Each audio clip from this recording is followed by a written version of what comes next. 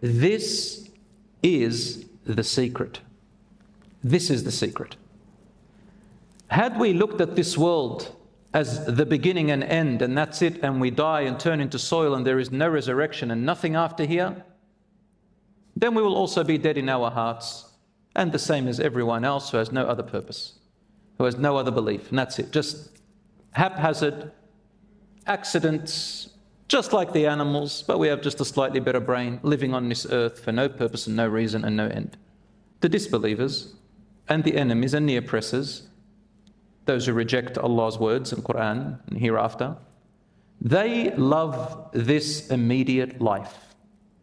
All their effort and all their work, all their ambitions and all their goals and all their measuring of success and failure, of superiority or inferiority, of strength or weakness, all of that is based on just this immediate temporary world.